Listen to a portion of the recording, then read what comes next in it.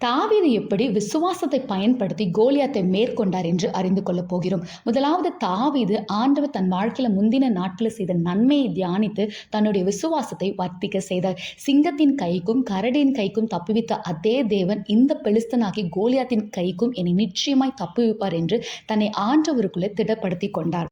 இரண்டாவதாக, தாவீது ஆண்டவருடைய நாமத்தை மாத்திரம் விசுவாசித்து போயிருப்பார். ஆவிக்குரிய கேடகமாகிய விசுவாசத்தை மாத்திரம் கொண்டு அந்த பெலிஸ்தனை எதிர்த்து நிற்பார். 1 சாமுவேல் 17:45 பின்பகுதி சொல்லும், நானோ நீ நிந்தித்த இஸ்ரவேலுடைய இராணுவங்களின் தேவனாகிய சேனைகளுடைய கர்த்தரின் நாமத்திலே உன்னிடத்தில் வருகிறேன் என்று ஆண்டவருடைய நாமத்தை மாத்திரம் விசுவாசித்து அந்த பெலிஸ்தனுக்கு விரோதமாய் சென்றிருப்பார்.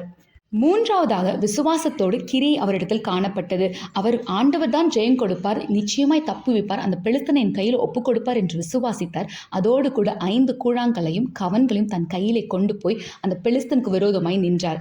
நான்காவதாக, அந்த பெலிஸ்தனிடத்தில் அந்த எதிராளியை நோக்கி விசுவாசத்தை அறிக்கை செய்தார். 1 சாமுவேல் 17:47 கர்த்தர் பட்டயத்தினாலும் ஈட்டினாலும் ரட்சிக்கிறவள் அல்ல என்று இந்த ஜனக்கூட்டம் எல்லாம் அறிந்து கொள்ளும், யுத்தம் கர்த்தருடையது, அவர் உங்களை எங்கள் கையில் ஒப்புக் கொடுப்பார் என்றான்.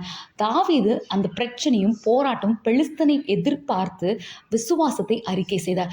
நாமும் நம் பிரச்சனைகள் மத்தியில் இருக்கும்போது ஆண்டவர் முந்தின நாட்டில் நம்மளை எப்படி நடத்தினார் என்று தியானித்து நம்மளோட விசுவாசத்தை வர்த்திக்க செய்யணும். இரண்டாவதாக, விசுவாசம் எனும் கேடகத்தை நம் உறுதியை பற்றி கொள்ளணும். மூன்றாவதாக, விசுவாசத்தோடு கூட அந்த காரியத்துக்கு அந்த பிரச்சனைக்கு நம்ம என்ன கிரியை செய்யணுமோ ஞானமாக அந்த காரியத்தை செய்யணும். நான்காவதாக, பிரச்சனைகளை பார்த்து விசுவாச அறிக்கைகளை நம் அறிக்கை செய்யணும். ஆண்டவர் நமக்கு கொடுத்த வார்த்தைகளை விசுவாசத்தோடு அறிக்கை செய்யும் போது கர்த்தர் நமக்கு இருக்கிற பெலிஸ்தனை பார்க்கும் பெரிய பிரச்சனைகளிலிருந்தும் விடுதலை கொடுக்க உண்மையுள்ள தேவனாய் இருக்கிறார். இந்த விசுவாச வாழ்க்கையை கற்றுக்கொண்டு அதை உங்கள் வாழ்க்கையில பயன்படுத்தி ஜெயம் கொள்ளுங்கள். ஆமீன்.